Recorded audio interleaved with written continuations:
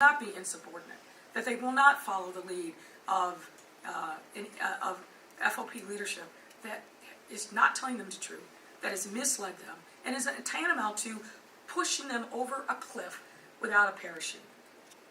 I know our men and women of the police department are smarter than that, and I am confident that they will be in compliance. And if they're not, obviously there'll be consequences. William, Newsmax? No, excuse me, ma'am. You can give it. Please. What are you doing? William Kelly, Newsmax. That's just your signal to behave yourself. Excuse me? That's just your signal to behave yourself, sir.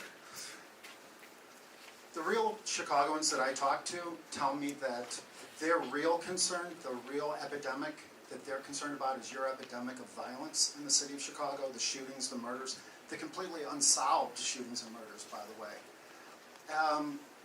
On an average weekend in Chicago, we have 30, 40, 50, 60, 70, 80 shootings, okay?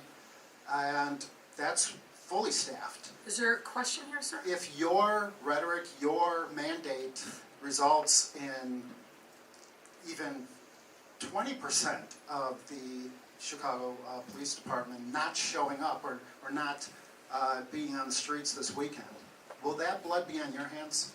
Well, sir, as always, you're hyperbolic and you're also wrong on your facts. In fact, our Chicago Police Department is solving more homicides this year than they have in the past 10 years. We have a clearance rate that is higher than it's been in the last 10 years. So you clearly like to peddle in hyperbole and rhetoric and all sorts of extremism, but the facts are the facts. And our police officers are working their tails off every single day. Our detectives are working their tails off every single day. And the challenges that we're facing in this time around gun violence are a result of many factors. And we've got to make sure that our county partners are doing their part. What I believe is that murderers, killers, rapists should not be out on the street. And we've got a significant problem with the number of people that are out on electronic monitoring. So we need the courts to step up and do their part and make sure that criminal justice in this city is actually real. The absence of accountability that's your crime wave right there. And so I'm going to continue doing our part. These brave men and women who are on the front lines every day are going to continue to do their part. We need partnership with the county to make sure that they step up and do their part. Thank you. The only hyperbole that really matters is your hyperbole. So, sir, if you've got a question, Your second please question, answer it. William, But I'm please not going stay to banter focused. with you. That's not what these press conferences are about. You've got facts, you have a question, answer it. Otherwise, we're going to move on because others of your colleagues actually want to ask questions and get to information that's important for residents of the city to know. Are you done?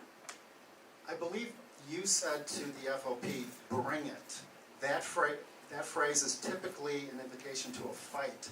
Is that really the relationship that the mayor of the city of Chicago should be having with the FOP when we have a crime epidemic in the city of Chicago? What I said is, why don't you give her the microphone and not be, yeah, thank you, sir. Thank you for complying with some rules. What I said is that if the FOP is threatening litigation, I don't fear that. I'm a 30-plus year litigator. I don't fear lawsuits because I am confident that we have the law and the facts on our side.